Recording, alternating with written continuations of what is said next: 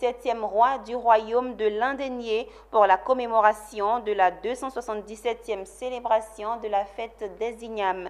La fête des Ignames a été l'occasion de parler de paix et de développement. Retrouvons notre correspondant Anissé Kouadio. C'est le nouvel an en pays Agny-Indénian, domicile de la famille Amouakouanso. Ici, les femmes préparent le repas avec la tubercule qui a sauvé le peuple indénian de la faim en son temps. L'igname, préparé dans toutes ses différentes composantes. C'est l'igname bouilli avec l'huile rouge, un peu de piment, un peu de sel. Ça, c'est la nourriture de nos ancêtres. On appelle Anani Padia. Là, c'est le foufou.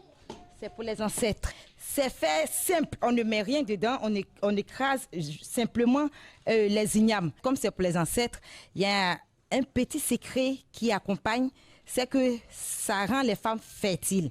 Il y a le foutou qui est pour tout le monde, c'est la fête, donc on partage. Direction, la grande cour royale. Le gros tam-tam, appelé Kenyampli, est sorti pour annoncer les couleurs de cette cérémonie magico-culturelle.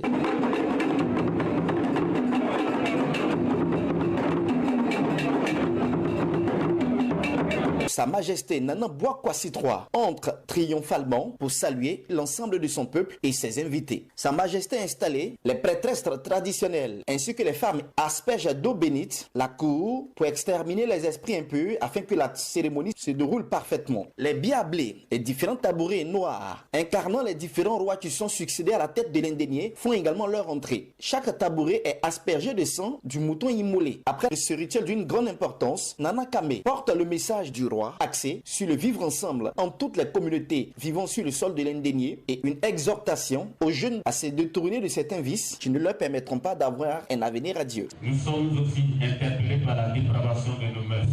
Notre jeunesse se livre à toutes sortes de vices tels que la drogue, le viol, la prostitution, l'homosexualité, la tontine sexuelle et l'alcoolisme.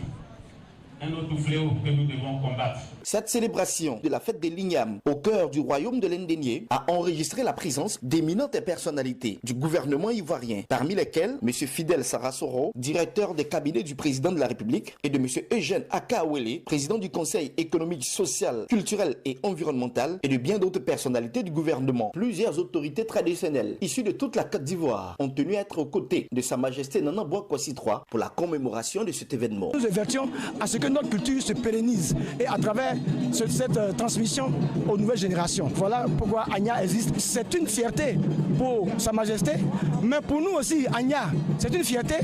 Nous sommes heureux de savoir qu'aujourd'hui, beaucoup de monde, surtout la jeunesse, s'intéresse à la culture, s'intéresse au royaume. Aujourd'hui est un grand jour, une grande fête de retrouvailles autour de Sa Majesté. Marquer notre identité, montrer que nous avons nos pieds dans notre racine. Mon souhait, c'est que la cohésion sociale, l'union, la paix, l'entente entre tous les fils de l'Indénié soit toujours une vraie réalité. On doit toujours marcher main dans la main pour le développement de notre royaume. Le royaume de l'Indénié compte 6 cantons.